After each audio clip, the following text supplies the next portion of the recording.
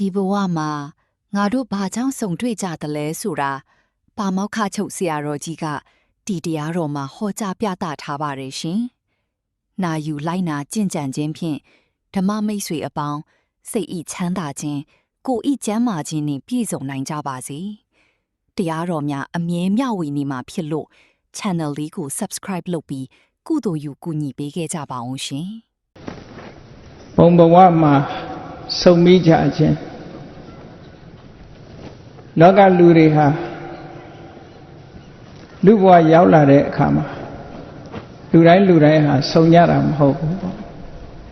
ဆုံမိတဲ့လူတွေမှာလည်းပဲအချင်းချင်းညှိနှိုင်းထားတာမဟုတ်ပေမဲ့လို့တဘာဝချင်းတူညီတဲ့ပုဂ္ဂိုလ်တွေဟာဆုံမိကြတာပဲဒီကနေ့ညဝမ်းတွင်မြို့ကအာကစားကွင်းကြီးအတွင်းမှာဆုံတယ်ဆိုတာလေတူညီတဲ့စိတ်ဆန္ဒတွေကြောင့်ဆုံနေလို့ဒီလိုပြောအောင်အဲ့လိုဘုံဘဝမှာဆုံမိကြတာတွေနဲ့ပတ်သက်ပြီးတော့ဘုရားမြတ်စွာဟာလောကလူသားတွေလူဘဝရလာပြီးတော့တဏှာရမှာဆုံကြရတယ်ကြုံကြရတယ်တွေ့ကြရတယ်ဆိုတာတွေကအတွင်းဓာတ်ခံတွေတူညီတဲ့သဘောနောက်ခံအကြောင်းတရားတွေထင်ရှားရှိနေတယ်ဆိုတာကိုဓာတုတန်ရုပ်ပါဠိတော်မှာမြတ်စွာဘုရားကဟောထားတာရှိတယ်။ဆုံတယ်ဆိုတာအကြောင်းမဲ့ဆုံတာမဟုတ်ဘူးတဲ့။ဓာတုသောဝဘိက္ခဝေတတ္တာတန်တန်ဒန္တိသမင်းတိဆုံကြတယ်တဦးနဲ့တဦးဆုံမိကြတယ်တဏှာမှာဆုံကြတယ်တွေ့ကြတယ်ဆိုတာစိတ်ဓာတ်ချင်းအတွင်းခံတဘာဝချင်းတူညီတဲ့ပုဂ္ဂိုလ်တွေဆုံတာလို့တူညီမှုကိုအကြောင်းပြုပြီးတော့ဆုံတယ်လို့ဒီလိုပြောအဲ့တော့ဒီနေရာတရားပွဲမှာဆုံတဲ့လူတွေရှိတယ်နော်တခြားနေရာမှာလည်းတခြားပွဲတွေဆုံမိနေတဲ့ပုဂ္ဂိုလ်တွေလည်းမြောက်များစွာရှိတယ်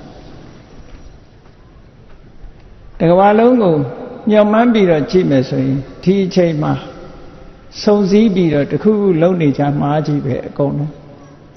အဲ့လိုစုံစည်းမှုတွေဟာအကြောင်းမရှိဘဲနဲ့စုံစည်းတာမဟုတ်ဘူးဆိုင်ရာအကြောင်းတရားတွေရှိနေကြတယ်အဲ့ဒီအကြောင်းတရားတွေဟာကောင်းတဲ့အကြောင်းတရားလည်းဟုတ်တယ်မကောင်းတဲ့အကြောင်းတရားလည်းရှိတယ်ကောင်းတဲ့လုပ်ငန်းမှာဆုံကြတဲ့ပုဂ္ဂိုလ်တွေကတော့ကောင်းတဲ့စိတ်ဓာတ်တွေအခြေခံလို့ဆုံကြတာဖြစ်တယ်မကောင်းတဲ့အလုပ်တွေကိုလုပ်တဲ့ပုဂ္ဂိုလ်တွေကြတော့မကောင်းတဲ့စိတ်ဓာတ်တွေကိုအခြေခံပြီးတော့ဆုံမိကြတာဖြစ်တယ်တခါတည်းလူတွေဆုံစည်းတယ်ဆိုတာအမခံများပြားတာကိုကြုံတွေ့ကြရပေါ့ဘုန်းကြီးတို့2004ခုနှစ်တုန်းကဂျာမနီနိုင်ငံဘာလင်မြို့တော်မှာဥရောပနိုင်ငံကလူတွေတန်းပေါင်းများစွာရောက်ရှိလာပြီးတော့ဆုံစည်းကြတဲ့ပွဲကြီးတစ်ခုကျင်းပတာကိုတယ်လီဗီရှင်းတွေကနေပြီးတော့မြင်ရတယ်ပေါ့အဲ့ဒီမှာလူတွေ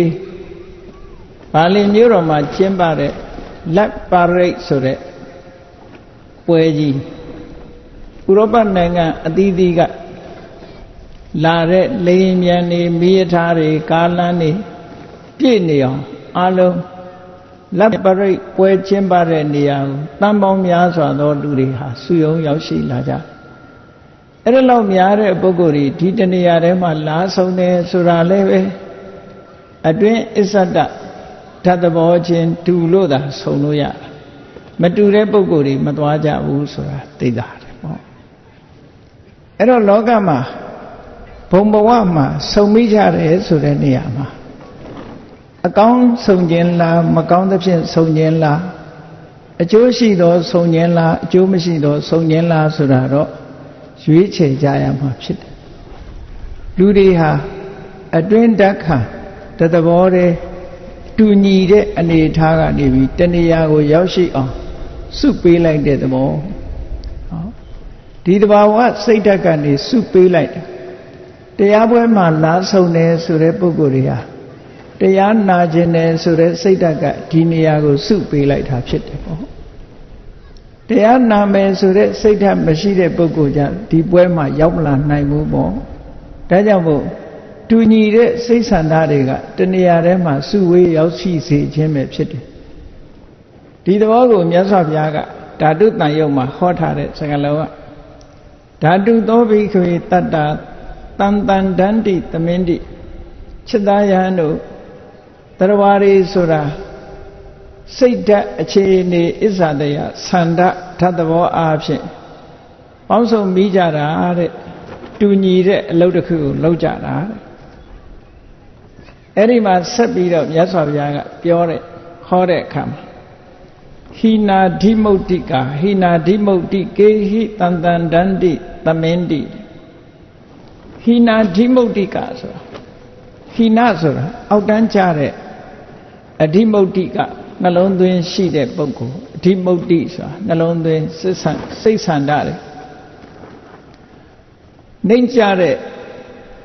စိတ်ဆန္ဒရှိတဲ့ပုဂ္ဂိုလ်တွေကလည်းနှိမ့်ကြတဲ့စိတ်ဆန္ဒရှိတဲ့ပုဂ္ဂိုလ်တွေချင်းတဏှာမှာစုမိကြတယ်ဆုံမိကြတယ်တူညီကြတယ်အဲ့ဒါလိုပဲကလျာဏာဓိမုတ်တိကာကလျာဏာဓိမုတ်တိကေဟိတန်တန်ဒန္တိသမင်းတိကောင်းမြတ်တဲ့စိတ်ဆန္ဒရှိတဲ့ပုဂ္ဂိုလ်တွေကလည်းကောင်းမြတ်တဲ့စိတ်ဆန္ဒရှိတဲ့ပုဂ္ဂိုလ်အချင်းချင်းဆုံမိကြတယ်လို့အဲ့တော့အကြောင်းမဲ့ဆုံတာမဟုတ်ဘူးတဏှာမှာရောက်ရှိဆုံစည်းနေခြင်းဟာတူညီတဲ့စိတ်ဓာတ်ကနေပို့ပေးလိုက်လို့လာပြီးတော့ဆုံစည်းတာလို့အဲ့ဒါလို့ဆုံစည်းတာ ਨੇ ပတ်သက်ပြီးတော့မြတ်စွာဘုရားကဒီဓာတုတန်ရုပ်ပါဠိတော်မှာဘာကိုအကြောင်းပြုပြီးတော့ဟောတာလဲလို့ဆိုလို့ရှိရင်မြတ်စွာဘုရားကသာဝတိပြည်ရာဇဂိုပြည်ဂိတ်စကုတ်တောင်တရင်သုံးပြီးတော့နေတဲ့အခါမြတ်စွာဘုရားရဲ့မလှမ်းမကမ်းအရတ်မှာရဟန်းတော်တွေဟာဂရုလိုက်လမ်းလျှောက်ပြီးတော့ဆင်းညံသွားနေကြတာကိုတွေ့ရတယ်ပေါ့အဲ့ဒါလို့ဆင်းညံသွားနေတဲ့ယဟန်တော်တွေကိုလှမ်းကြည့်ပြီးတော့မြတ်စွာဘုရားကမိန့်ကြားတယ်အနိနာမှာရှိတဲ့ယဟန်တွေကိုမိန့်ကြားတယ်စိတ္တယဟန်တို့ဟိုမှာတန်ခါလမ်းလျှောက်နေကြတာတွေ့ရလားအဲ့ဒီမှာလမ်းလျှောက်နေတဲ့ပုဂ္ဂိုလ်တွေဟာ၉ပါးရှိတယ်မြတ်စွာဘုရားလက်ထက်တော်ခါကာလတုန်းကဘုရားရဲ့တပည့်တာဝကကြီးတွေအင်တန်ထင်ရှားတဲ့ဣတရေဘွယ်တို့နဲ့ချီးကျူးထားတဲ့ပုဂ္ဂိုလ်တွေပါဝင်၉ပါးဟာသူ့ရဲ့အပိုင်းအဝိုင်းနဲ့အတူတကွတဏှာထဲမှာစုံစည်းပြီးတော့ဈဉ္ညာလျှောက်နေကြတာမြတ်စွာဘုရားကအဲ့ဒါကိုမြင်ပြီးတော့အနိနာရှိတဲ့ယဟန်တွေကိုပြောတာအဲ့ဒီဈဉ္ညာလျှောက်နေတဲ့ပုဂ္ဂိုလ်တွေကဘယ်သူလဲလို့ဆိုရင်ရှင်သာရိပုတ္တရာရှိတယ်ရှင်သာရိပုတ္တရာခေါင်းဆောင်တဲ့ယဟန်ရှင်မဟာမောက္ကလံခေါင်းဆောင်တဲ့ယဟန်နေရှင်မဟာကတ္တဗခေါင်းဆောင်တဲ့ယဟန်နေရှင်အနုရုဒ္ဓခေါင်းဆောင်တဲ့ယဟန်နေရှင်ပုံနခေါင်းဆောင်တဲ့ယဟန်နေရှင်ဥပါလိခေါင်းဆောင်တဲ့ယဟန်နေရှင်အာနန္ဒာခေါင်းဆောင်တဲ့ယဟန်တွေကလမ်းလျှောက်နေကြတယ်အဲ့ဒီနဲ့မလမ်းမကမ်းမှာဘုရားမြတ်စွာရဲ့သာသနာတော်မှာစိတ်ကောင်းမရှိလို့နာမည်ကောင်းမရတဲ့ရှင်ဒေဝဒတ်ကလည်းသူ့အဖွဲ့တွေနဲ့ဈဉ္ညာလျှောက်ပြီးတော့နေတာအဲ့ဒီအချိန်မှာစုံစည်းနေကြသူ့ group လိုက်အစုလိုက်နေတာကိုကြည့်ပြီးတော့မြတ်စွာဘုရားကယဟန်တွေကိုပြောမိန့်ကြားနေတာစိတ္တယဟန်တို့သာရိပုတ္တရာဟာများစွာသောယဟန်တွေနဲ့အစုလိုက်လမ်းလျှောက်နေကြတာအဲ့ဒီယဟန်တွေအားလုံးဟာပညာဘက်မှာထူးချွန်တဲ့ပုဂ္ဂိုလ်တွေကြီးပဲတဲ့ဘာဖြစ်လို့တော့ဆိုတော့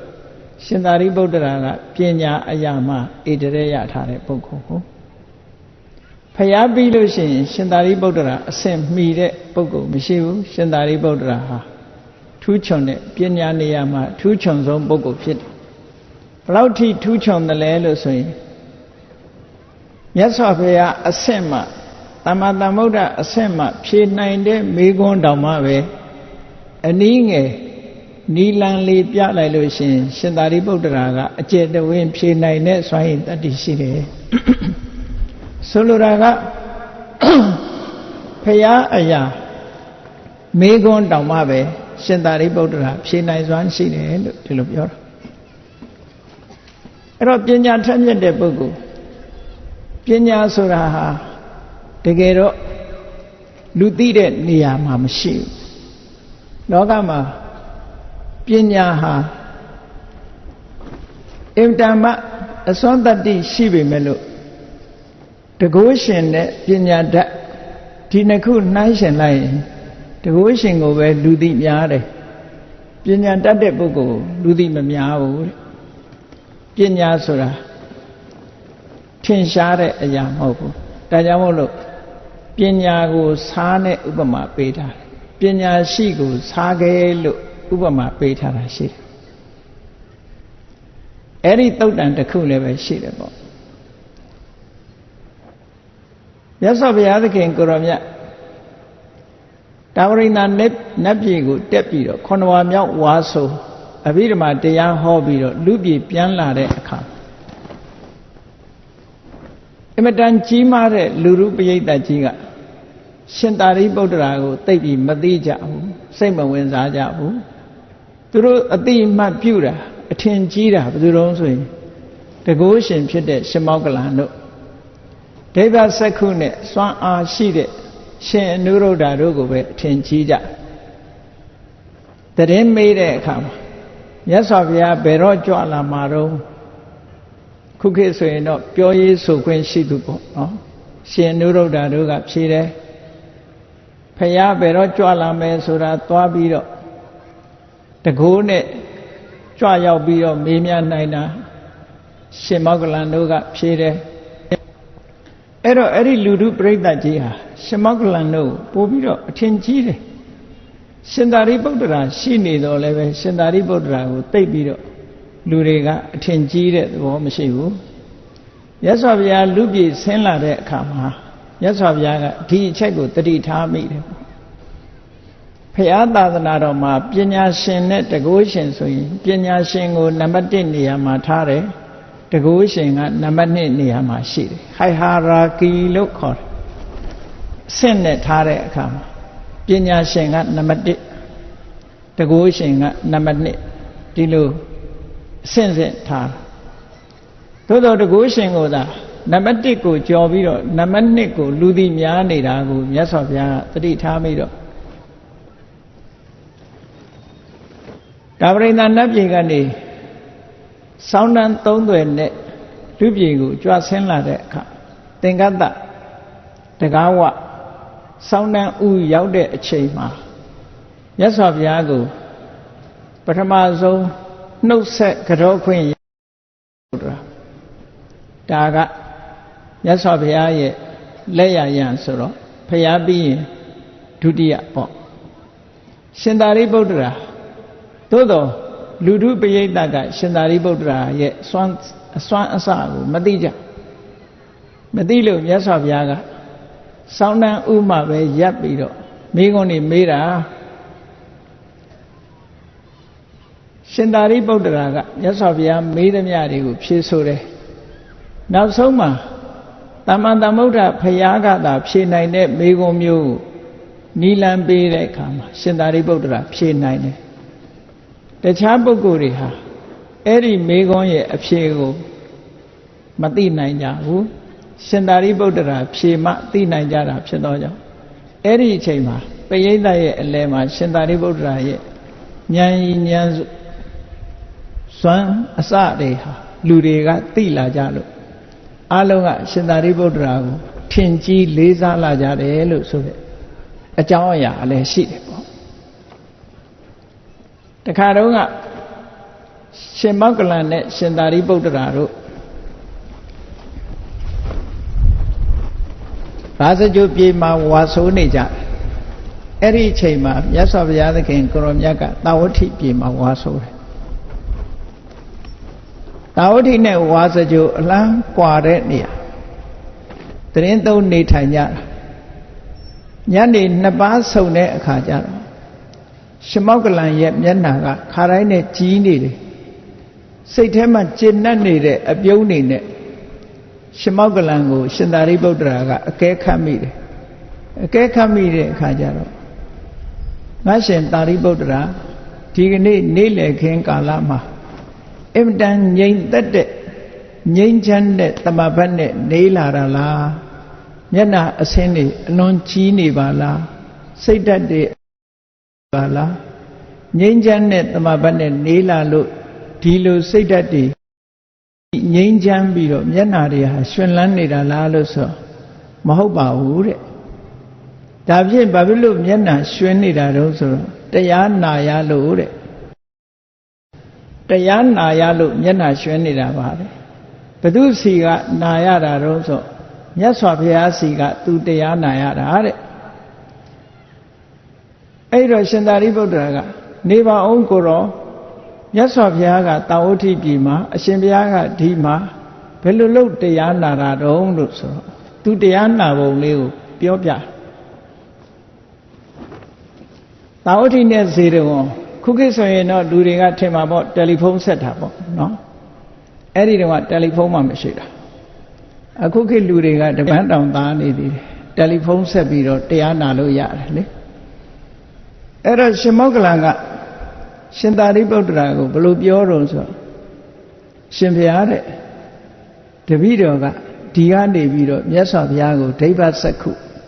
အဘိညာဉ်ဝင်စားထားဒိဗ္ဗသောတအဘိညာဉ်တလှည့်စီဝင်စားပြီးတော့ထားမြတ်စွာဘုရားကလည်းတပည့်တော်ဘက်ဒိဗ္ဗစက္ခုနဲ့ဒိဗ္ဗသောတအဘိညာဉ်2ခုဝင်စားထားတပည့်တော်ကဒီကနေပြီးလှမ်းပြီးမြတ်စွာဘုရားကိုမေးခွန်းမေးတယ်တဲ့အရှင်ဘုရားပြည့်စုံတဲ့လုံလဝိရိယရှိတဲ့ပုဂ္ဂိုလ်ဆိုတာဘယ်လိုအတိုင်းအတာနဲ့ပြည့်စုံမှပြည့်စုံတဲ့လုံလဝိရိယရှိတဲ့ပုဂ္ဂိုလ်လို့ခေါ်နိုင်ပါသလဲဆိုတဲ့မေးခွန်းကိုတပည့်တော်ကဒီကနေလှမ်းမေးတာတဲ့လှမ်းမေးတော့မြတ်စွာဘုရားကဒီမေးခွန်းကိုဖြေတယ်မောက္ကလန်ပြည့်စုံတဲ့လုံလဝိရိယရှိသူဆိုတာရတဲ့ရတိုက်ရောက်တဲ့ရောက်တိုက်တဲ့တရားဓမ္မကိုရရှိဖို့အတွက်အယိုးကြည်ကြည်အရေခမ်းခမ်းအသားအသွေးတွေ6ခမ်းပါစေမရမနေကျိုးပန်းအထုတ်မယ်မရခင်စัจ जा ဝိရိယတန်နာနေတာမျိုးမရှိစေပဲနဲ့ကျိုးပန်းအထုတ်တဲ့ပုဂ္ဂိုလ်မျိုးကိုသာလင်းပြည့်စုံတဲ့လုံလဝိရိယရှိတယ်လို့ခေါ်ရတယ်လို့မြတ်စွာဘုရားကဖြေတယ်အဲ့ဒီအမေးဖြေလုပ်နေတာဟာဒိဗ္ဗစက္ခုဒိဗ္ဗသောတအဘိညာဉ်ဝင်စားပြီးတော့မြတ်စွာဘုရားနဲ့ရှင်မောက္ကလန်တို့လှမ်းပြီးတော့စကားပြောတဲ့အခါပဲအဲ့ဒါကိုတန်ရုပ်ပါဠိတော်မှာခတသုတ်လို့ခေါ်တယ်အဲ့ဒီတော့ရှင်သာရိပုတ္တရာကရှင်မောက္ကလန်ကိုပြောတယ်ရှင်မောက္ကလန်တို့များတကိုးကြည့်လိုက်တာအဝေးကြီးကမြတ်စွာဘုရားစီလှမ်းပြီးတော့မေးခွန်းနေမေးလို့ဘုရားဖြေတာကိုသူနာရတယ်ကြည့်လိုက်တဲ့တကိုးပေါ့တပည့်တော်တို့ဆိုလို့ရှိရင်ရှင်မောက္ကလန်ကတောင်ကြီးနဲ့အလားသဏ္ဍာန်တူတယ်တပည့်တော်ကအဲ့ဒီတောင်ကြီးနားမှာချထားဖို့ကြောက်တုံးကလေးလောက်ပါပဲလို့ရှင်မောက္ကလန်ရဲ့တကိုးနဲ့စာရင်ရှင်မောက္ကလန်ကတောင်ကြီးကဲ့သို့ကြီးမားပြီးတပည့်တော်ကအနီးနားမှာချထားရတဲ့ကြောက်တုံးလေးတစ်ဖွဲပါလို့ရှင်မောက္ကလန်ကိုဒီလိုချီးမြှောက်ပြီးတော့ပြောတဲ့အခါမှာရှင်မောက္ကလန်ကဘယ်လိုပြောတော့လို့ဆိုတော့ရှင်သာရိပုတ္တရာတဲ့အရှင်ဘုရားဟာဖျားပြီးရင်ပညာအထက်ဆုံးပုဂ္ဂိုလ်ဖြစ်ပါတယ်တဲ့အရှင်ဘုရားကစားအိုးကြီးတဲ့ကစားခဲကြီးနဲ့တူတယ်တဲ့တပည့်တော်ကအဲ့ဒီစားခဲကြီးနားမှာထားတဲ့စားဖွင့်ကလေးလိုပါပဲလို့ပြန်ပြီးတော့ပြောတယ်အဲ့တော့ပညာရှင်ကိုစားနဲ့ဥပမာပေးတာဒီလိုဆိုလို့လားဘာဖြစ်လို့ဒီဥပမာပေးရတယ်လဲလို့ဆိုရင်တကုရှင်ဆိုတာတောင်လိုလူသိတယ်မြင်ရတယ်တကုစွမ်းစက်တွေပြတဲ့အခါမှာမြင်ရစားဆိုတာကြတော့ဘယ်ဟင်းနဲ့မဆိုစားကပျောက်နေတာပဲရှားပေါ်တင်မှစားပါတယ်မပါဘူးသိတာစားမပါတဲ့ဟင်းဟာလဲ ပေါ့ရွှတ်ရွှတ်ဖြစ်နေဟင်းတိုင်းမှာလည်းစားပါရတယ်နောက်ဆုံးမှာအချိုးရမကတဲ့တောင်ဒီလေးအောင်လို့ဆိုပြီးတော့စားခတ်ကြစားမပါရင်မလေးနဲ့ဘူးအဲ့ဒါလိုပဲပညာရှိဆိုတဲ့ပညာဟာအရာရာကိုနှံ့ဆက်ပြီးတော့လွှမ်းခြုံနေတယ်လို့ဆိုတဲ့အဓိပ္ပာယ်နဲ့ပညာကိုစားနဲ့ဥပမာပေးတာတဲ့ပညာရှိကိုစားနဲ့ဥပမာတောင်ကြီးလို့လူသိထင်ရှားတော့မဟုတ်ဘူးစားဆိုတာနော်အိမ်ရှင်မတွေပြောသလိုအိမ်ထဲကစားတွေစားရတယ်လို့မရှိဘူးဟင်းခတ်တာနဲ့ကုန်တယ်တဲ့စားဆိုတာဘယ်သူကစားမှာတော့ငံကငံနဲ့သို့တော့သူမပါလို့ရှိရင်ဟင်းတွေဟာပေါ့ပြက်ပြက်ဖြစ်တယ်ပေါ့အေးအဲ့ဒါလိုပဲအရာရာမှာပညာရှိမပါရင်ပေါ့ပြက်ပြက်ဖြစ်တယ်လို့ကိစ္စတိုင်းမှာစားလို့ပဲစိတ်ဝင်ပြန့်နှံ့နေတာပညာရဲ့သဘောလို့ဒီအဓိပ္ပာယ်မျိုးကိုယူပြီးတော့ဒီဥပမာကိုသုံးတာဟာရှင်မောက္ကလံသုံးခဲ့တဲ့စကားတစ်ခုပဲလို့မှတ်သားရတယ်ပေါ့အဲ့တော့မြတ်စွာဘုရားကတာရိပုတ္တရာနဲ့အတူတကွလမ်းလျှောက်နေကြတဲ့ယဟန်တွေအားလုံးဟာပညာရှိတွေကြီးပဲပညာကျွယ်ဝတဲ့ပုဂ္ဂိုလ်တွေကြီးပဲအံ့ဩစရာကောင်းလိုက်တာ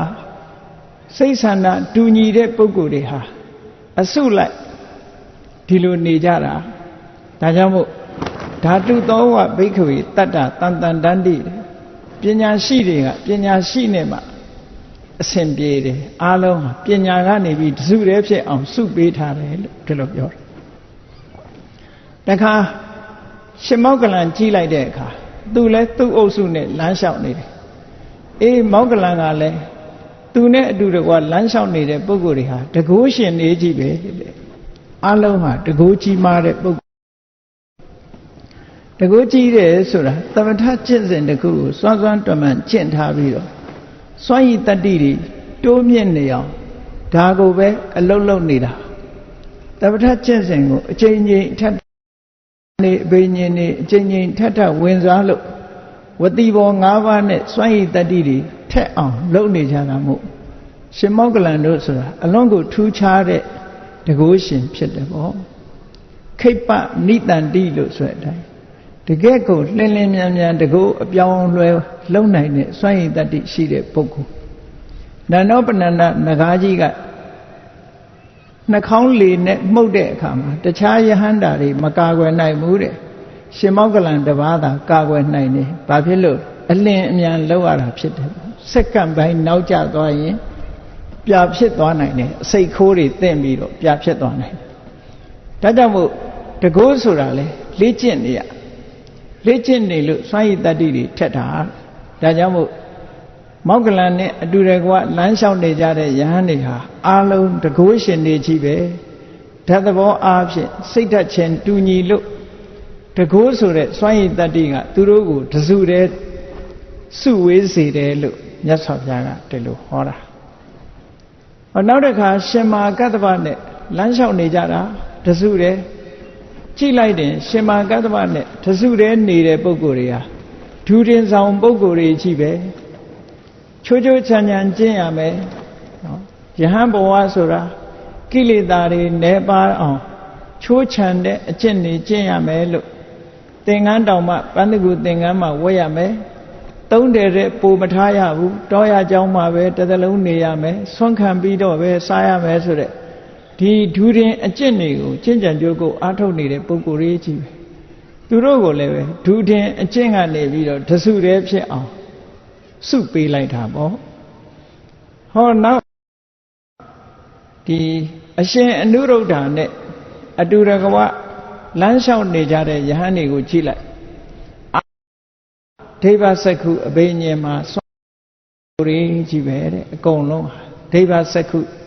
အဘိညာဉ်မှာစွမ်းတတ္တိရှင်နုရုဒ္ဓဆိုတာတထိုင်နဲ့စัจ java လာတစ်ထောင်ကိုတပြိုင်နဲ့ကြည့်နိုင်တဲ့ဒိဗ္ဗစက္ခုအဘိညာဉ်မျိုးရှိတဲ့ပုဂ္ဂိုလ်ယန္တာမဖြစ်ခင်ကတည်းကဒိဗ္ဗစက္ခုကိုအလေးလာပြုလို့ကျွမ်းကျင်လာတဲ့ပုဂ္ဂိုလ်တူသူနဲ့အတူတကွနေတဲ့ယဟန်တွေကလည်းအားလုံးဟာဒိဗ္ဗစက္ခုမှာထူးချွန်တဲ့ပုဂ္ဂိုလ်တွေကြီးပဲသူတို့ကိုတစုတည်းဖြစ်အောင်ဟာလည်းပဲဒိဗ္ဗစက္ခုအဘိညာဉ်ကနေပြီးတော့စုဝေးပေးလိုက်တာတဲ့ဟောဓာတ်သဘောတွေကတူ တစုတည်းဖြစ်သွားအောင်စုပေးတဲ့သဘောနောက်တစ်ခါအရှင်ပုံနာမန္တာနိဗုဒ္ဓမန္တာနိဆိုတဲ့ပုံနေမရဲ့သားဖြစ်တဲ့အရှင်ပုံနာအဲ့ဒီအရှင်ပုံနာကလည်းသူ့ရဲ့သရင်သုံးပေါ်တွေအတူတကွများစွာသောယဟန်တွေနဲ့အတူတကွလမ်းဆောင်နေတယ်အဲ့တော့ရှင်ပုံနာဘယ်အရာမှာထင်ရှားတဲ့ပုဂ္ဂိုလ်တုံးဆိုတော့ဓမ္မဂတိကအရာမှာထင်ရှားတယ်ရှင်အနန္ဒမထေရမြတ်တောင်မှပဲသာသနာပေါင်းဝင်လာတဲ့အခါမှာရှင်ပုံနာရဲ့တရားကိုနာပြီးတော့သောတာပန်ဖြစ်တာရှင်ပုံနာဆိုတာတခြားမဟုတ်ဘူးသာသနာတော်မှာပထမဆုံးယဟန်ဖြစ်တဲ့ရှင်ကွန်းတင်ညရဲ့တူအရင်ဖြစ်တယ်ကပိလဝမြို့ကလာတဲ့ပုဂ္ဂိုလ်ပဲမြတ်စွာဘုရားကိုမဖူးတွေးရခင်ကတည်းကယဟန္တာဖြစ်ပြီးတော့ကပိလဝမြို့မှာထင်ရှားတဲ့ဓမ္မဂတိကတစ်ပါးဖြစ်တယ်ပေါ့ဓမ္မဂတိကထင်ရှားတာမှတာမန်ထင်ရှားတာမဟုတ်ဘူးရှင်ပုံနာအဝိဓမ္မနာမည်ကြီးနို့လို့ရှင်သာရိပုတ္တရာကတောင်အလွန်တွေ့ချင်တာတခါတော့ကသုတ်တန်တစ်ခုရှိတယ်ရထဝိနိဒသုတ်တန်မှာရှိရှင်ပုံနာရှင်သာရိပုတ္တရာကအမြဲတမ်းမေးတယ်သရင်ကြားတာနဲ့စိတ်ကကြည်ညိုနေတာတရားဟောကောင်းတယ်ဆိုတာသရင်ကြားတာနဲ့ကြည်ညိုနေတာတရက်တော့ရှင်ပုံနာမြတ်စွာဘုရားစီရောက်လာတယ်ရှင်သာရိပုတ္တရာကစောစောတည်းကမှားထားတယ်ရှင်ပုံနာရောက်လာရင်သူ့ကိုပြောကြစမ်းပါလို့မှားထားတော့ရှင်ပုံနာရောက်လာတဲ့အခါမှာရဟန်းတော်တစ်ပါးကသွားလျှောက်တယ်အရှင်ဘုရားအမြဲတမ်းတောင်းတနေတဲ့ရှင်ပုံနာအခုရောက်နေပြီဘုရားဆိုအားချင်းသွားပြီးတော့တွေ့တဲ့အခါမှာရှင်ပုံနာကဘုရားကိုဘုရားထံဝင်ရောက်ကြော့ပြီးတဲ့အခါမှာတောရဘက်ကိုထွက်သွားတယ်တောတဲ့ဘက်ကိုထွက်သွားတော့ရှင်သာရိပုတ္တရာကမျက်ခြေပြတ်မှဆိုလို့နောက်ကနေလိုက်တယ်ခိုရောက်တဲ့အခါကျတော့ရှင်ပုံနာကတစ်ပင်ရင်အောက်မှာဝင်ပြီးတော့ထိုင်ပြီးတော့တရားနှလုံးသွင်းပြီးတော့နေတယ်အဲ့တော့ရှင်သာရိပုတ္တရာကဒီအချိန်ပေါ့တွေ့ဖို့အချိန်မဟုတ်သေးဘူးတရားနှလုံးသွင်းပြီးတော့ဒါကပဋိသင်္လာနလို့ခေါ်တယ်တဘာရီနေတဲ့အချိန်မှာဝင်မတွေ့ရထုံးစံရှိတယ်ပဋိသင်္လာနဆိုတာအာယုံအသီးသီးပေါ်မှာစိတ်ကိုမသွားစေပဲချုပ်တီးပြီးတော့တဘာရီတရားနှလုံးသွင်းနေတဲ့အချိန်အဲ့ဒီအချိန်မှာဝင်မတွေ့ဘူးခက်လန်းလန်းကလည်းမျက်ခြေမပြတ်အောင်ထိုင်းနေလိုက်တယ်သူတရားနှလုံးသွင်းနေတယ်လို့ရှင်သာရိပုတ္တရာကလည်းအခြေအနေစောင့်ညနေခင်းရောက်တဲ့အခါကျတော့တရားနှလုံးသွင်းရာကထလာရှင်သာရိပုတ္တရာကရှင်ပုံနာအနီးနားသွားပြီးတော့မေးခွန်းတွေမေးတာပဲတရားနာခြင်းလို့မေးခွန်းတွေမေးတာမသိလို့မေးတာမဟုတ်ဘူးတရားဟောကောင်းတယ်ဆိုလို့တရားနာခြင်းလို့သွားပြီးတော့မေးခွန်းတွေမေးတာအဲ့ဒီအကြောင်းနဲ့ပတ်သက်ပြီးတော့ရထဝိနိဒသုတ်တံဆိုတာရှိတယ်ပေါ့အဲ့ဒါလို့ရှင်ပုံနာဆိုတာဟောပြောတဲ့ဘက်မှာအင်ဓမ္မထူးချွန်ပြောင်မြောက်တယ်ပေါ့ထူးချွန်ပြောင်မြောက်တယ်အဲ့တော့သူနဲ့အတူတကွလမ်းလျှောက်နေကြတဲ့ယဟန်တော်တွေကလည်းဓမ္မဂတိကအရာမှာထူးချွန်ကြတဲ့ယဟန်တွေကြီးပဲတဲ့မတ္တမဝါဒနာတူရာစုကြတယ်လို့ပြောလို့လည်းရတာပေါ့နော်အရေးချင်းတူတဲ့ပုံကိုယ်တွေစုကြတာဟောနောက်အစုတစ်ခုကြည့်လိုက်မယ်ဆိုရင်ရှင်ဥပါလိရှင်ဥပါလိဆိုတာဝိနည်းအရာမှာဣတရေရတဲ့ဝိနည်းဒရဝိနည်းအကြောင်းကိုအမြဲတမ်းစဉ်းစားနေတဲ့ပုဂ္ဂိုလ်ဘယ်ကိစ္စမှာပဲဖြစ်ဖြစ်ထူးချွန်ခြင်းရင် specialize လို့ခေါ်တယ် specialize လုပ်ကိုလုပ်မလုပ်ရင်မထူးချွန်အထွေထွေသွားနေလို့ဘယ်သူမှမထူးချွန်ဘူးတစ်ခုတည်းကို specialize လုပ်ထားတာသူကဝီနီးနဲ့ပတ်သက်ပြီးတော့ specialize ပဲအဲ့ဒါကြောင့်မို့လို့ဝီနီးအရာမှာထူးချွန်တယ်သူကိုယ်တိုင်ကပြောခဲ့တယ်လေဝိနယောအာတယောမရှံဝိနယောဌာနစင်္ကမဝိနေဝါတံကပိမိဝိတယောဝိနယောမမခောစရောတဲ့ဆိုလိုတာကနော်ဝီနီးဒီတာသူ့ရဲ့နေရာဖြစ်တယ်ပေါ့ဝီနီးဒီတာလည်းသူရက်တဲ့နေရာသူဆင်းညံသွားတဲ့နေရာသူထိုင်တဲ့နေရာဖြစ်တယ်ပေါ့ဝီနီးဒီတာလည်းသူ့ရဲ့ချက်စားရာဖြစ်တယ်ဒီလိုပြောခဲ့တာ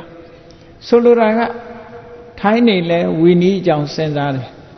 ရက်နေလဲဝီနီးကြောင့်စဉ်းစားတယ်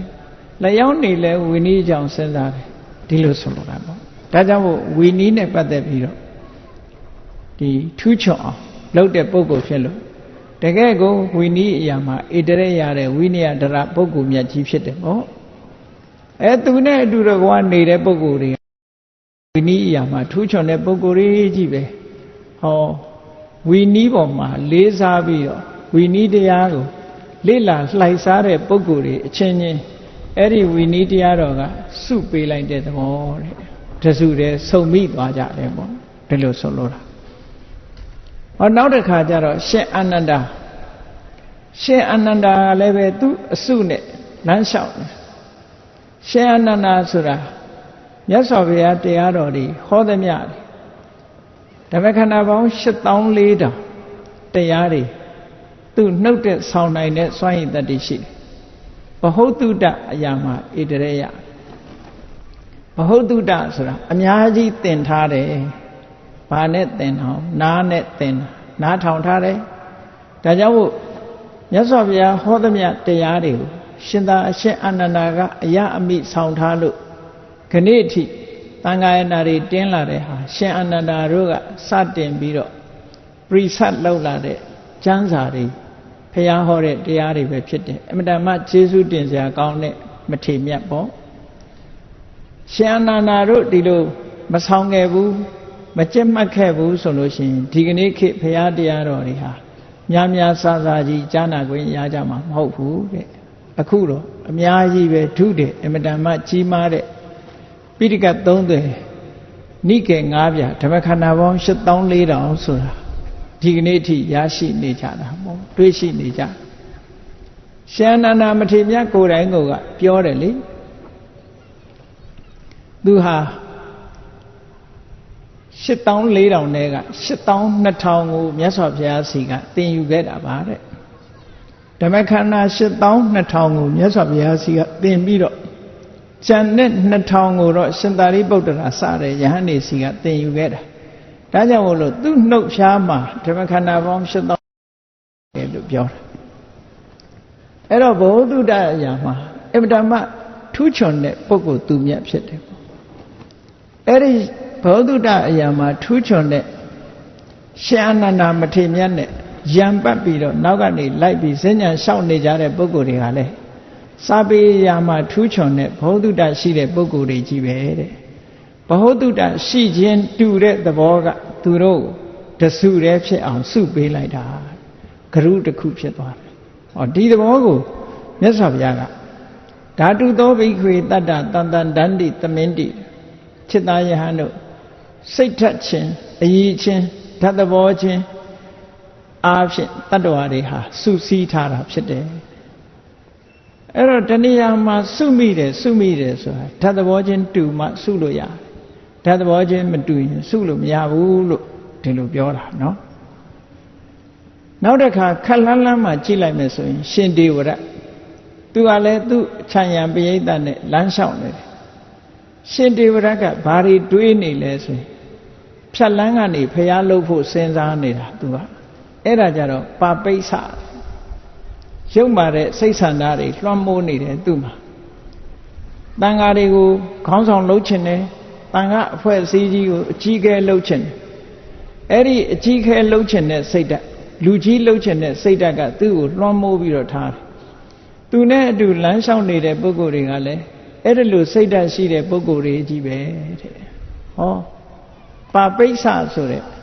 မကောင်းတဲ့အတွေးတွေဝင်နေတဲ့မကောင်းတဲ့လူရင်ဆန္ဒတွေလွှမ်းမိုးထားတဲ့ပုဂ္ဂိုလ်တွေကလည်းပဲမကောင်းတဲ့စိတ်ဆန္ဒချင်းတူရာဟာစုစည်းမိတာဖြစ်နေတယ်ဟုတ်တာပေါ့တရားဝါဒနာပါတဲ့ပုဂ္ဂိုလ်တွေကတရားပွဲရောက်ကြတယ်ရုပ်ရှင်ဝါဒနာတဲ့ပါတဲ့ပုဂ္ဂိုလ်တွေကတယ်လီဗီရှင်းရှေ့မှာရုပ်ရှင်ကြည့်ကြတယ်ဘောလုံးဝါဒနာပါတဲ့ပုဂ္ဂိုလ်တွေကဘောလုံးပွဲရှေ့မှာရောက်ပြီးတော့ဘောလုံးကြည့်ကြတယ်ဘီယာတို့အရက်တို့ဝါဒနာပါတဲ့ပုဂ္ဂိုလ်တွေကလည်းဘီယာအရက်ဆိုင်မှာစုကြတယ်ပေါ့လူဆိုတာတယောက်နဲ့တယောက်မတူဘူးပေါ့တဘာဝချင်းတူရာစုမိနေကြတယ်ဆိုတဲ့သဘောကိုမြတ်စွာဘုရားကဟောတာအဲ့တော့ဘုန်းကြီးတို့တွေ လောကလူတွေဟာဒီလိုအခြေအနေအရရစုပြီးတော့နေကြတဲ့အခါမှာတို့ကိုစုမိအောင်လုပ်တဲ့ဟာကောင်းတဲ့အရာလားမကောင်းတဲ့အရာလားလို့ဆက်လက်ပြီးတော့စဉ်းစားဖို့လိုအပ်တယ်ပေါ့မကောင်းတဲ့အရာကတို့ကိုစုတယ်ဆိုရင်ကောင်းတာဖြစ်ဖို့ကိုကလှုပ်ဆောင်ရမယ်အမှတ်ရမြတ်စွာဘုရားကဆက်ပြီးတော့ဟောထားတယ်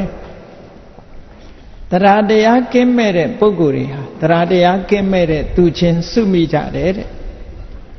အရှက်မရှိတဲ့ပုဂ္ဂိုလ်တွေဟာလည်းအရှက်မရှိတဲ့ပုဂ္ဂိုလ်ချင်းစုမိကြတယ်ဒုစရိုက်လုပ်ငန်းနဲ့ပတ်သက်ပြီးအကြောက်အလန့်မရှိတဲ့ပုဂ္ဂိုလ်တွေကလည်းအကြောက်မလန့်မရှိတဲ့ပုဂ္ဂိုလ်ချင်းစုမိကြတယ်ဘဟုတုတနဲတဲ့ပုဂ္ဂိုလ်တွေကလည်းဘဟုတုတနဲတဲ့ပုဂ္ဂိုလ်ချင်းစုမိကြတယ်တဲ့နော်ပြင်းကြီးတဲ့ပုဂ္ဂိုလ်တွေကလည်းပြင်းကြီးတဲ့ပုဂ္ဂိုလ်တွေချင်းတဏှာမှာစုမိကြတယ်ပညာမဲ့တဲ့ပုဂ္ဂိုလ်တွေကလည်းတဏှာမှာပညာမဲ့တဲ့ပုဂ္ဂိုလ်ချင်းစုမိကြတယ်တတိလက်လွတ်နေတတ်တဲ့ပုဂ္ဂိုလ်တွေမိမိလျောရောနေတတ်တဲ့ပုဂ္ဂိုလ်တွေကလည်းမိမိလျောရောနေတတ်တဲ့ပုဂ္ဂိုလ်ချင်းစုမိကြတယ်လို့ဟောတဘာဝတူရာစုတယ်ဆိုတဲ့အကြောင်းမြတ်စွာဘုရားဒီလိုဟောတာတရားတရားရှိတဲ့အကောင်းဘက်ကပြောမယ်ဆိုရင်တရားတရားရှိတဲ့ပုဂ္ဂိုလ်တွေကလည်းတရားတရားရှိတဲ့လူနဲ့လက်တွဲမိတယ်မကောင်းမှုဒုစရိုက်ကရှက်တတ်တဲ့ပုဂ္ဂိုလ်တွေကလည်းမကောင်းမှုဒုစရိုက်ကိုရှက်ယွန်တဲ့ပုဂ္ဂိုလ်တွေချင်းလက်တွဲကြတယ်မကောင်းမှုဒုစရိုက်ကကြောက်လန့်တဲ့ပုဂ္ဂိုလ်တွေကလည်းမကောင်းမှုဒုစရိုက်ကကြောက်လန့်တဲ့ပုဂ္ဂိုလ်တွေနဲ့ပဲလက်တွဲတယ်ဘဟုတုတရှိတဲ့ပုဂ္ဂိုလ်တွေကလည်းဘဟုတုတရှိတဲ့ပုဂ္ဂိုလ်နဲ့ဆိုရင်လက်တွဲပြီးတော့ပြောမကုန်အောင်ရှိကြတယ်ပေါ့ကြိုးစားအထုတ်မှုလုံလဝိရိယရှိတဲ့ပုဂ္ဂိုလ်တွေကလည်းလုံလဝိရိယရှိတဲ့ပုဂ္ဂိုလ်ချင်းလက်တွဲကြတတိကောင်းတဲ့ပုဂ္ဂိုလ်တွေကလည်းတတိကောင်းတဲ့ပုဂ္ဂိုလ်ချင်းလက်တွဲကြပြီးတော့ပညာထက်မြက်တဲ့ပုဂ္ဂိုလ်တွေကလည်းပညာထက်မြက်တဲ့ပုဂ္ဂိုလ်ချင်းလက်တွဲကြတယ်လို့အကောင်းဘက်ကလည်းဒီလိုလာတယ်အဲ့တော့စုံစည်းကြတဲ့အခါတိုင်းမှာတို့တွေဟာဒီနေရာစုံတာဘာနဲ့စုံတာလဲဒါဟာအရေးတကြီးစဉ်းကျင်စဉ်းစားဖို့လိုအပ်တယ်အကောင်းနဲ့စုံတာလားမကောင်းနဲ့စုံတာလားစုံစည်းတာတော့စုံစည်းနေကြတာဘဝမှာစုံစည်းမှုဆိုတာတွေဖြစ်တယ်အဲ့ဒီစုံစည်းမှုတွေဟာအကောင်းနဲ့စုံတာလားမကောင်းနဲ့စုံတာလားကိုယ့်ကိုစဉ်းကျင်သုံးသပ်ဖို့လိုအပ်တယ်အရာရာမှာအမတ်တမဲ့မနေပဲနဲ့တတိတရားတမ္ပစင်ညတရားနဲ့နေကြရအဲ့ဒါလို့မနေလို့ရှိရင်ဘဝနှိမ့်ကျသွားနိုင်တယ်ပေါ့တိုးတက်မြင့်မားလာအောင်ကိုယ့်ရဲ့အခြေအနေကိုပုံမှန်သုံးသပ်နေတတ်ဖို့လိုအပ်တယ်ပေါ့အဲ့ဒါလို့ဆင်ញင်တုံတရားနဲ့ဆင်ញင်သုံးသပ်ရမြတ်စွာဘုရားကိုယ်တိုင်ကကထံပုတ္တမေရတ္တိတိဝဝီတိဝတ္တန္တိတိပပ္ပစိတေနအဘိနံပစ္ဆွခိတပါမကောင်းတဲ့အညစ်အကြေးတွေကိုထုတ်ဖို့ကြိုးစားနေတဲ့ပုဂ္ဂိုလ်တယောက်ဟာတနေ့တာငါဘယ်နည်းနဲ့ဂုံဆုံးလာတယ်ဆိုတာဆင်ញင်သုံးသပ်ပေးရမယ်လို့ဒီလိုဟောထားတာရှိတယ်ဒါလူတိုင်းလိုက်နာရမယ်ဟာတစ်ခုဖြစ်တယ်မို့နှမို့ဆိုရင်ကိုယ့်ဘဝနမောနမဲ့နေရာရောက်တယ်ပေါ့နမောနမဲ့နေလို့ရှိရင်တော့လူတယောက်ဟာနှိမ့်ကျသွားမှာပဲအဲ့ဒါကြောင့်မို့လို့နမောနမဲ့မနေရအောင်ကိုယ့်ဘဝကိုဆင်ញင်သုံးသပ်မှုလောက်ဆင်ញင်သုံးသပ်တဲ့အခါမှာအဖြေထွက်လာမကောင်းတာနဲ့စုမိနေတယ်ဆိုရင်ကောင်းတာနဲ့စုဖို့ကြိုးစားရမကောင်းတာနဲ့ကောင်းတာဆိုတာဒီမကောင်းတဲ့သဘောတွေဆိုတာမပယ်လှန်မှုမတွန်းလှန်မှုဆိုလို့ရှိရင်ဒီပုဂ္ဂိုလ်ဟာဘယ်တော့မှအကောင်းဖြစ်လာမှာမဟုတ်ဘူးဒါကြောင့်မို့အမြဲဆင်ញင်သုံးသပ်ပြီးတော့ကိုယ့်ရဲ့အနေထားစိတ်နေသဘောထားတွေကိုဆင်ញင်သုံးသပ်နေဖို့လိုအပ်တယ်ပေါ့ငါဟာဟိနာဓိမုတ်တိကအောက်တန်းကြတဲ့အတွေးတွေအောက်တန်းကြတဲ့စိတ်ဆန္ဒတွေရှိနေတာလားကလျာဏဓိမုတ်တကောင်းမြတ်တဲ့အတွေးတွေကောင်းမြတ်တဲ့ဆန္ဒတွေရှိနေတဲ့ပုဂ္ဂိုလ်လားလို့ဆိုတာကိုယ့်ကိုယ်ဆင်ញင်သုံးသပ်ပြီးတော့အဖြေရှာရဆင်ញင်သုံးသပ်လိုက်တာနဲ့အဖြေဆိုတာထွက်လာဟိနာဓိမုတ်တိကအောက်တန်းကြတဲ့စိတ်ဓာတ်တွေငါမှရှိနေတယ်ဆိုရင်ပြင်ရမယ်ပေါ့ဒီစိတ်ဓာတ်တွေကိုယ်တိုင် မပြင်လို့ရှိရင်တိတဲ့ဘဝမှာမပြင်ရင်လူတွေဟာခောက်ရိုးကျိုးသွားပြီးတန်တရားမှာဇယိုက်ဆိုးတွေနဲ့ပဲသွားတာဒါကသေးသေးချာချာစဉ်းစားကြည့်နော်လူဘဝမှာတရှူးရှူးတတိုင်းတိုင်းနဲ့ဒေါသကြီးတဲ့ပုဂ္ဂိုလ်တယောက်ဟာကံမကောင်းအကြောင်းမလှလို့ခွေးဖြစ်ရင်လည်းခွေးဆိုးပဲဖြစ်တယ်ကြက်ဖြစ်ရင်လည်းဟိုခွတ်ဒီခွတ်ဟိုစိတ်ဒီစိတ်ကြက်ဆိုးပဲဖြစ်ငှက်ဖြစ်လို့ရှိရင်လည်းငှက်ဆိုးပဲနွားဖြစ်ရင်တောင်မှပဲဟိုနွားခွေဒီနွားခွေတရှူးရှူးလုပ်တဲ့နွားဆိုးဖြစ်တယ်နော်ဒီတဲ့ဆိုရင်တော့ကြားတို့အကောင်မလောင်နေကြိုက်စားတဲ့ချင်းသေးတို့ဆိုတဲ့အကောင်မျိုးတွေသွားဖြစ်တယ်ဒေါသသမားတွေဟာအဲ့ဒီတိုင်းပဲအဲ့ဒီလမ်းကြောင်းပေါ်ရောက်သွားတယ်မပြင်းနိုင်ဘူးဆိုလို့ရှိရင်အဲ့ဒီလမ်းကြောင်းရောက်သွားတရိစ္ဆာန်တွေကိုကြည့်အញ្ញမ်းနေတဲ့တရိစ္ဆာန်ရှိတယ်စူးစူးပူပူရန်လုတ်နေတဲ့တရိစ္ဆာန်လည်းရှိတယ်အကဲခတ်ပြီးတော့ကြည့်ရန်လုတ်တတ်တဲ့တရိစ္ဆာန်တစ်မျိုးတည်းတည်းပဲရန်လုတ်တဲ့တရိစ္ဆာန်ရှိတယ်ရန်မလုတ်တဲ့တရိစ္ဆာန်ရှိတယ်ခွေးနဲ့ခွေးရှိတယ်သဘောဆိုးတဲ့ခွေးရှိတယ်ဟောအမှတ်တမဲ့နေရင်တော့မသိဘူးသေချာကြည့်လို့ရှင်ခွေးဟာကြိုက်တတ်တဲ့ခွေးရှိတယ်မကြိုက်တတ်တဲ့ခွေးရှိတယ်ကြိုက်တဲ့ခွေးဆိုတာသဘောဆိုးလို့ကြိုက်တာနော်သဘောမဆိုးတဲ့ခွေးကလူလာရင်အမီးနှံပြီးတော့ခင်တတ်မင်တတ်တယ်ပေါ့အဲ့တော့ဒီသဘောတွေကဆင်ញင်သုံးသပ်တတ်ရအော်ခွေးတောင်မှမေတ္တာရှိတဲ့ခွေးနဲ့ဒေါသကြီးတဲ့ခွေးမေတ္တာပြည့်တဲ့ခွေးနဲ့ဒေါသကြီးတဲ့ခွေးဒီလိုဖြစ်ရတာပါဘဝမှာမပြင်းဘူးဆိုလို့ရှိရင်တလျှောက်လုံးဟာဒေါသသမားဖြစ်ပြီးနောက်ဆုံးကိုဒေါသကိုမထိန်နိုင်တဲ့အခါဒေါသနဲ့တည်ဆုံးသွားလို့ရှိရင်အင်တမဆင်းရဲတဲ့အပင်ငရဲကြာရောက်သွားနိုင်တာပေါ့ကိုဒေါသကကိုယ်ကိုပို့ပေးလိုက်တဲ့သဘောပေါ့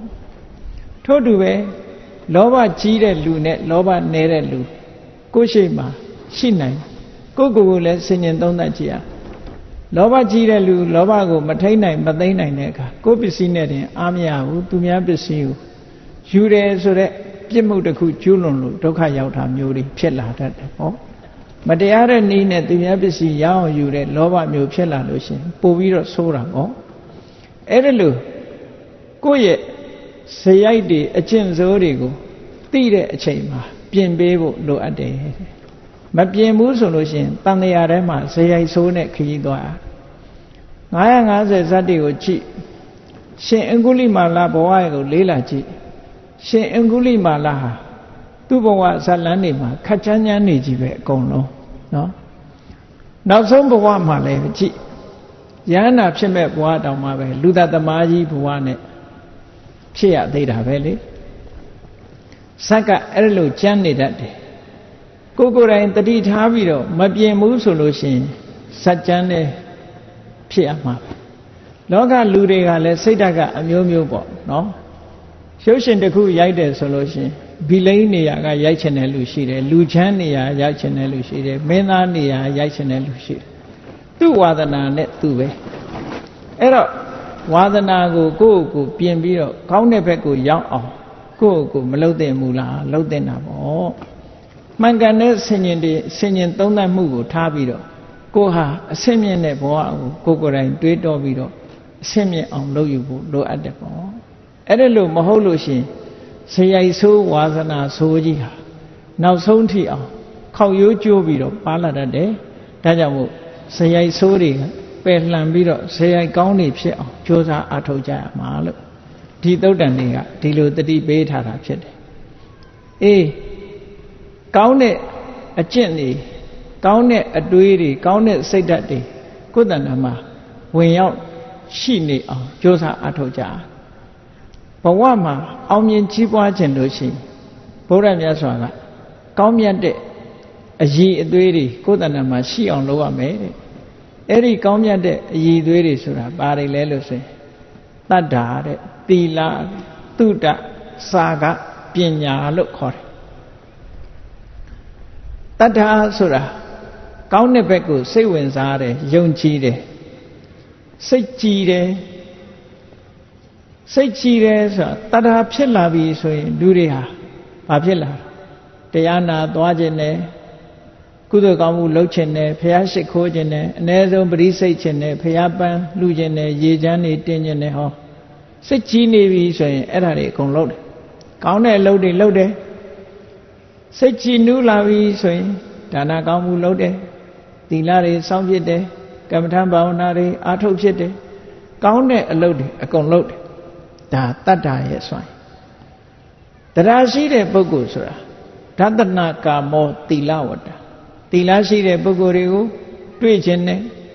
တတ္ထမံသောတုမိစ္ဆတိသူတော်ကောင်းတရားကြားနာခြင်းနဲ့တရားပွဲသွားခြင်းနဲ့ဝိနည်းမစ္စေရမလံ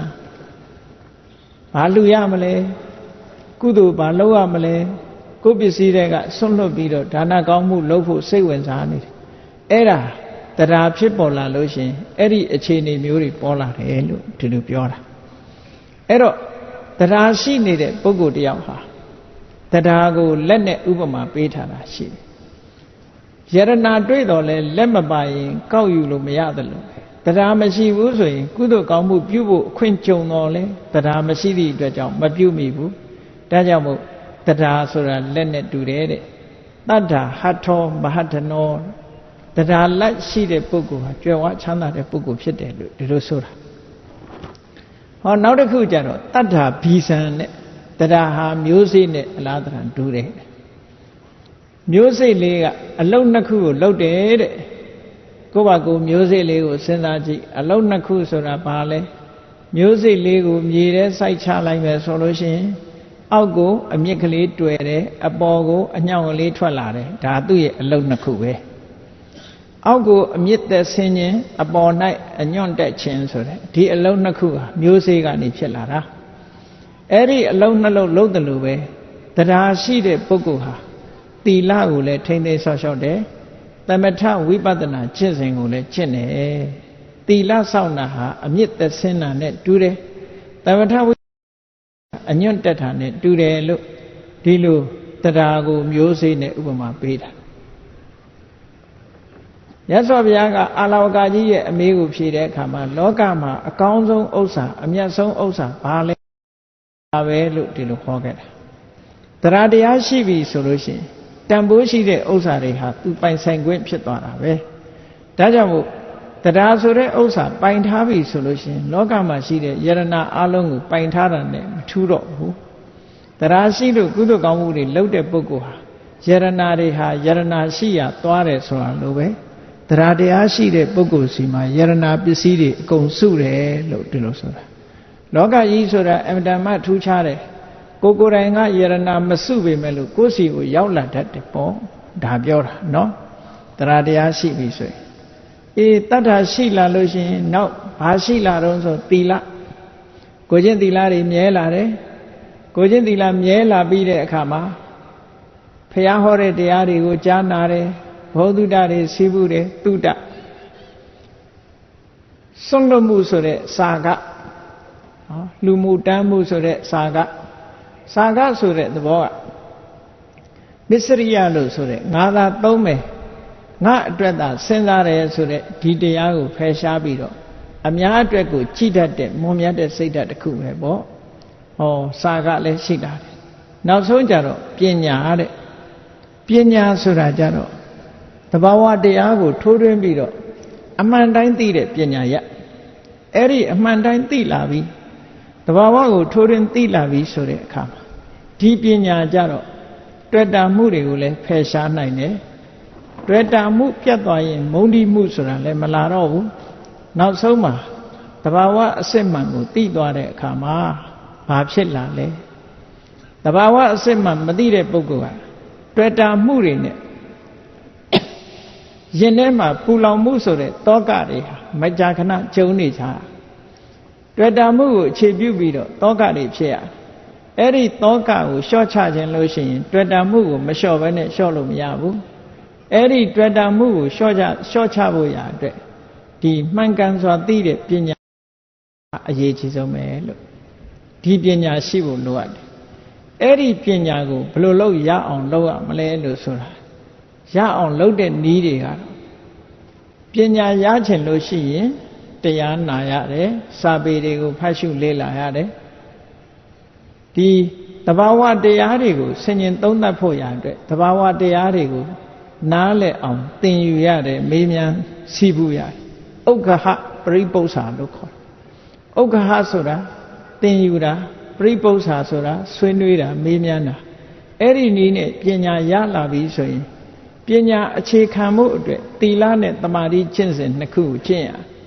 ကျင့်လိုက်လို့ရှိရင်ဒီပညာအတွက်အခြေခံကောင်းတစ်ခုရလာပြီးတော့ပညာဖြစ်ဖို့ရအတွက်ကြတော့မိမိသင်ထားတဲ့ကိုယ်တဏ္ဍာမှာရှိတဲ့ယုတ်တရားနံတရားတွေပေါ်မှာတတ္တဝါဆိုတဲ့အမြင်ပြောက်သည့်ထိအောင်ဆင်ញင်သုံးသပ်ဖို့လိုတယ်ပေါ့တတ္တဝါဆိုတာမရှိဘူးယုတ်နဲ့နံနှစ်မျိုးတည်းပဲရှိတယ်လို့မြင်လာသည့်ထိအောင်ယုတ်နဲ့နံနှစ်မျိုးသာရှိတယ်ဆိုတာထင်ထင်ရှားရှားဖြစ်လာအောင်ဒီဆင်ញင်သုံးသပ်ဖို့ဥပမာပဲကိုယ်မျက်စိနဲ့အဆင်းအရောင်မြင်စရာတစ်ခုကိုမြင်လိုက်တယ်ဆိုတဲ့အခိုက်မှာမျက်စိရဲ့မြင်စရာအာယုံရဲ့မြင်စရာအာယုံကိုသိတဲ့မြင်သိစိတ်ရဲ့ဒီတဘာဝသုံးခုပဲဆိုပါစို့မျက်စိနဲ့အဆင်းအာယုံကယုတ်တရားအဲ့ဒီယုတ်တရားနှစ်ခုပေါင်းစပ်မှုကိုအကြောင်းပြုပြီးတော့ဖြစ်ပေါ်လာတဲ့မြင်သိစိတ်ဆိုတဲ့စက္ခုဝိညာဉ်စိတ်လေးကနံတရားဆိုဒီအခိုက်လေးမှာကြည့်လိုက်ရင်ဒီယုတ်နဲ့ဒီနံဒါပဲရှိတာပါလားလို့သိမြင်လာအောင်ဆင်ញင်သုံးသပ်ပေးတာအဲ့ဒါလို့ယုတ်နဲ့နံနှစ်မျိုးတည်းသာရှိတယ်လို့သိလာတဲ့အခါမှာတတဝါဆိုတာလည်းမရှိဘူးငါဆိုတာလည်းမရှိဘူးငါဟာဆိုတာလည်းမရှိဘူးတဘာဝတရားတက်တက်တာရှိတယ်လို့သိလာလို့ရှိရင်နာမရူပပရိစ္ဆေဒဉာဏ်လို့ဆိုတဲ့ပညာတစ်မျိုးကိုရပြန်တာပဲပေါ့အဲ့ဒီနာမရူပပရိစ္ဆေဒဉာဏ်ဆိုတဲ့ပညာရလို့ရှိရင်ဒီပညာကမိမိရဲ့အမြင်ကိုစင်ကြယ်စေလို့ဒိဋ္ဌိဝိသုဒ္ဓိလို့ခေါ်တယ်အမြင်ကိုစင်ကြယ်သွားစေတတ်တယ်အမြင်မှန်သွားပြီဆိုရင်တမ္မာဒိဋ္ဌိပေါ့အမြင်မှန်သွားပြီဆိုရင်ဒီတဘာဝတရားတွေဟာအကြောင်းပဲဖြစ်တာမဟုတ်ဘူးဆိုင်ရာအကြောင်းတွေရှိတယ်ဒီမြင်သိစိတ်လေးဟာငကိုကရှိနေတာမဟုတ်ဘူးမျက်စိနဲ့အဆင်းအာယုံဆုံလိုက်လို့ဖြစ်ပေါ်လာတဲ့သဘောတရားပဲဖြစ်ပေါ်ပြီးနောက်ပျောက်ကွယ်သွားတယ်လို့အကြောင်းနဲ့ဆက်ပြီးတော့မြင်လာလို့ရှိရင်ပစ္စယပရိက္ခအကြောင်းကိုပါတွဲဖက်သိလာတဲ့ဉာဏ်တစ်မျိုးရလာပြန်တယ်အဲ့ဒီပညာရပြီဆိုလို့ရှိရင်ကင်္ခာဝိတရဏဝိသုဒ္ဓိတဲ့ဘာကြောင့်ဖြစ်တယ်နောက်ဖြစ်အောင်မလားဘယ်တော့ရောဖြစ်ခဲ့တာလဲဆိုတဲ့အတွေးတွေတန်တရားတွေကင်းစင်သွားလို့ယုံမှန်တန်တရားကိုကြော်လွှမ်းနိုင်ပြီးတော့စင်ကြယ်တဲ့အသိဉာဏ်တစ်ခုရလာတယ်လို့ဒီလိုဆိုတာပညာရက်တရားတဖြည်းဖြည်းတိုးတက်လာနောက်ပိုင်းကျတော့စက္ခုပတာရဆိုတာလည်းမမြဲဘူးမျက်လုံးဆိုတာလည်းမမြဲဘူးဆိုတာကိုယ့်ဟာကိုယ်ဆင်ញင်သုံးသပ်ကြည့်ငယ်ငယ်တုန်းကမျက်လုံးအသက်50-60ရောက်တော့မျက်လုံးအများကြီးကွာခြားသွားပြီလေတော့အဲ့ဒါကအဝေးကြီးမို့ကွာခြားတာဒီတဲ့ကိုကျင်းပြီးတော့မျက်လုံးဟာပြောင်းလဲနေတာဒါဖြစ်တယ်ပေါ့အဆင်းအာယုန်တွေကလည်းပြောင်းလဲနေတယ်မြင်သိစိတ်ဆိုတာလည်းပေါ်ပြီးတော့ပျောက်သွားတယ်မမြဲတဲ့သဘောတွေကိုဆင်ញင်သုံးသပ်မိလာလို့ရှိရင်သမ္မတနာပညာလို့သမ္မတနာဉာဏ်လို့ခေါ်တယ်အဲ့ဒီဆင်ញင်သုံးသပ်ရာကဖြစ်ခိုက်ကလေးပစ္စုပန်တဲ့ကြည့်နိုင်လာပြီဖြစ်တဲ့အချိန်လေးမှမြင်လိုက်တယ်ပြတ်တဲ့အချိန်လေးမှသိလိုက်တယ်ဆိုတဲ့ဉာဏ်ကြတော့ဥရိယဗျာဉာဏ်လို့ခေါ်အဲ့ဒီကနေတဆင့်တက်လာတော့အဖြစ်ကိုခရုမစိုက်တော့ဘူးအပြက်ကိုပဲမြင်လာပြီဆိုတဲ့အခါကျတော့ဘေငါဉာဏ်မှာအနိစ္စသဘောတရားဟာဒါလမ်းဆုံးအစွမ်းကုန်တွေ့မြင်ခြင်းပဲဖြစ်တယ်ပေါ့အဲ့ဒီနောက်ကြတော့မိမိတဏ္ဍာမှာရှိတဲ့ယုတ်တရားနံတရားတွေဟာဒီလိုဖြစ်ပြမှုတွေနှိမ့်ဆက်နေတာမို့ကြောက်เสียကြီးပါလားလို့မြင်လာတယ်ဘယညာအန္တရာယ်များလိုက်တာလို့မြင်လာတယ်အာရိနဝညာအန္တရာယ်များလို့လွတ်မြောက်ခြင်းလာတယ်မောစိတုကမြတာညာနော်နိဗ္ဗိဒညာအန္တရာယ်များတဲ့အပေါ်မှာညှင်းငွေ့လာတယ်အာရစရာရှားမတွေ့ဘူးညှင်းငွေ့လာတော့လွတ်မြောက်ခြင်းလာတယ်မောစိတုကမြတာလွတ်မြောက်ခြင်းတဲ့အခါမှာပြန်ပြီးတော့လွတ်ရလွတ်ကြောင်းစဉ်းစားတယ်ပဋိသင်္ခာညာနောက်ဆုံးကြတော့သင်္ခါရတရားတွေပေါ်မှာစိတ်ကိုတည်တည်ငြိမ်ငြိမ်ထားပြီးတော့အမှန်ကိုရှုမြင်နိုင်တဲ့တည်ငြိမ်တဲ့အသိဉာဏ်တစ်မျိုးရလာတာသင်္ခါရုပ္ပခဉာဏ်အဲ့ဒီတည်ငြိမ်တဲ့သဘောရပြီဆိုတဲ့အခါမှာနိဗ္ဗာန်ကတ်သွားပြီလို့ဒီလိုပြောတာပေါ့ပေါင်းကူတရားလေးကြော်လိုက်တာနဲ့ဟိုဘက်ကျတော့နိဗ္ဗာန်ရောက်သွားအနုလောမဉာဏ်လို့ဆိုတဲ့ချင်းကပ်လန်းလေးကိုရောက်သွားလို့ရှိရင်ဟိုဘက်ကျတော့ကိလေသာတွေကို ဖယ်ရှားပြစ်နိုင်တဲ့အဆင့်ဆင့်ဖယ်ရှားပြစ်နိုင်တဲ့မက်၄ပါးဖို့၄ပါး၄ချိန်မက်၄ပါး၄ချိန်ဖို့၄ပါး၄ချိန်ကြပြီးတော့ခိလေသာအာသောတွေလုံးဝတန့်စင်ပြစ်နိုင်တဲ့ပညာမျိုးတဲ့အဲ့ဒီပညာမျိုးဟာတော့အစွမ်းထက်ဆုံးပညာမျိုးပဲလို့ဒီလိုပြောတာနော်အဲ့ဒီရမှလမ်းဆုံးတယ်ပေါ့ဒါကြောင့်မို့တရားတရားရှိဖို့လိုတယ်သီလရှိဖို့လိုတယ်တုဒ္ဒဆိုတဲ့အကြောင်းမြင်ဘောဓုဒ္ဒတွေရှိဖို့လိုတယ်စာကဆိုတဲ့စွန့်လွတ်နိုင်မှုတွေရှိဖို့ပညာလို့ဆိုတဲ့ဝိပဿနာပညာတွေရှိဖို့လိုတယ်လူဘဝရလာတဲ့အခါတွေမိမိတဏ္ဍာမှာမရှိလို့ဖို့ရှိပြီးရင်တိုးတက်မြင့်မားလာအောင်ကြိုးစားအထောက်ဖို့ဆိုတာကိုအခုဒီမြတ်စွာဘုရားဟောတဲ့ဓာတ်သဘောတွေနဲ့တတ္တဝါတွေဟာနှီးနှောမိကြတယ်ဆိုတာဒီသုတ်တံကိုနာယူမှတ်သားကြပြီးတဲ့အခါမှာ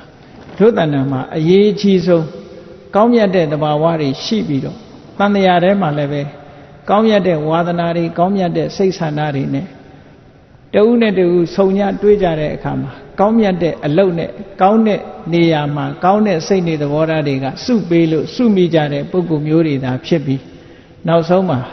ဒီစုမိခြင်းကနေပြီးတော့အမြင့်ဆုံးဖြစ်တဲ့ဝိပဿနာပညာမဲ့ပညာဖို့ပညာရပြီးတော့နိဗ္ဗာန်ချမ်းသာကိုမျက်မှောက်ပြုနိုင်တယ်ဆိုတဲ့ဘုရားမြတ်စွာရဲ့ဆုံးမဩဝါဒနာယူမှတ်သားကြပြီးတဲ့အခါမှာတို့တွေနောက်ဆုံးပညာဖြစ်တဲ့မဲ့ပညာဖို့ပညာရပြီးနိဗ္ဗာန်ကိုမျက်မှောက်ပြုအပ်ပါလို့ဤလို့ဆန္ဒပြုပြီးတော့ကြိုးစားအားထုတ်နိုင်ကြပါစေကုန်သတည်း